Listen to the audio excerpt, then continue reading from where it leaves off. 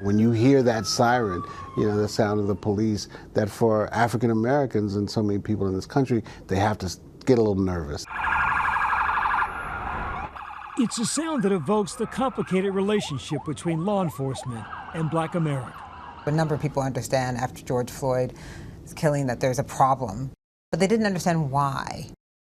Sound of the Police, a new documentary directed by Oscar-nominated and Emmy Award-winning filmmaker Stanley Nelson and co-director Valerie Schoon.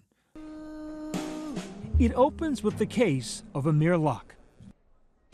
We thank you all for being here because you're part of a fraternity nobody wants to be a part of. We wanted to, in some ways, begin at the ending of Amir Locke's life and then take you back and show you all the historical reasons why that might have happened and this young man might have been killed. I can't FaceTime with my son, but can that officer still FaceTime with his? Can that chief of police still FaceTime with theirs? Can Mayor Fry still FaceTime with theirs? All I have is memories. Amir Locke was a 22-year-old Black man sleeping when he was fatally shot by a SWAT officer in Minneapolis, executing a no-knock search warrant. Part of a string of high-profile cases of Black men and women killed by police, a list that includes Tyree Nichols, Breonna Taylor, George Floyd.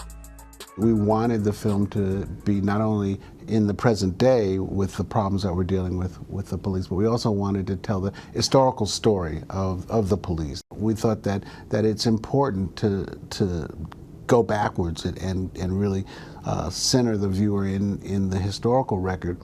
To fully understand what happened to them, Sound of the Police takes viewers on a tour of American history. In the South, slave patrols were essentially the only form of policing that existed early on. They emerged about 1704 in the Carolinas, and they were used very specifically to patrol racial boundaries. The film argues the roots of modern policing can be traced back to slave catchers. If a patrol caught an enslaved person without a pass, they could use any amount of terror and violence really to inflict their will.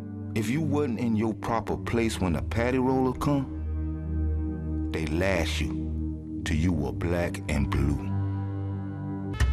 Terror across the South primarily consisted of mob violence of white citizens. This could take the form of middle of the night snatching someone from their home or from a jail cell. Many police departments and sheriff's offices did not protect the Black community and, in fact, participated in lynchings. In some cases, you see an officer there at a lynching, or perhaps even the handcuffs on the individual from law enforcement. Then, as police forces organized, violent tactics persisted through the middle of the 20th century. Drop that purse and get your hands up. Get them up. Get your hands up. Let's go. You just get tired of being pushed around by you white people, that's all. How pushed around? How badly? In what way? Get them up. In all kind of ways. Just stopping us on the street, kicking in the doors, taking down the police station and kicking your teeth in. Nelson says the police violence took on a new form with the beating of Rodney King by Los Angeles police officers in 1991.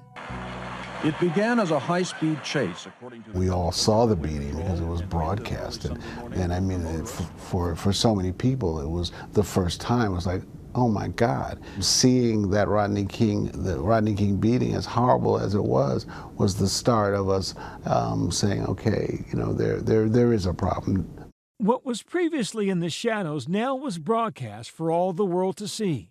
For Nelson and Schoon, this complicated relationship goes beyond the officer's skin color. The research is clear that Black police officers treat Black citizens the same as other police officers treat Black citizens. Put your hands behind your back. Quick. Okay, stop. Hey, you guys are really doing a lot right now. Bro, and that points to the fact that the issue here is really more systemic, and that matters more than the complexion of the individual officer. One of the things we wanted to do, again, was cut these incidents together so that you can't think, oh, it's just a bad cop, or it's just a bad department, or this guy had a bad day, but that you see that the institution itself is not right and needs to be fixed. The documentary begins and ends remembering Amir Locke. I think about Amir every day, all day. Amir should be here. There is no reason why my son should be in the urn right now. The most important thing about Amir, Wakari Locke, is that he was someone's son. He was my son. All these people are gone, and not only did you snuff out their lives, but you devastated, all of their loved ones, and they'll stay devastated for the rest of their lives. Despite the tragedies, the filmmakers hope the dark and brutal history the film illustrates will shed light on a path forward. George Floyd obviously was sort of like the watershed moment where no longer were we trying to convince people there was a problem. They were like, okay, we get it. When you look at history, you see that things can change. Many large things have changed. Change is possible, and we have to, we have to fight for it. The documentary Sound of the Police is now streaming on Hulu. Hi everyone, George Stephanopoulos here. Thanks for checking out the ABC News YouTube channel. If you'd like to get more videos, show highlights, and watch live event coverage, click on the right over here to subscribe to our channel, and don't forget to download the ABC News app for breaking news alerts. Thanks for watching.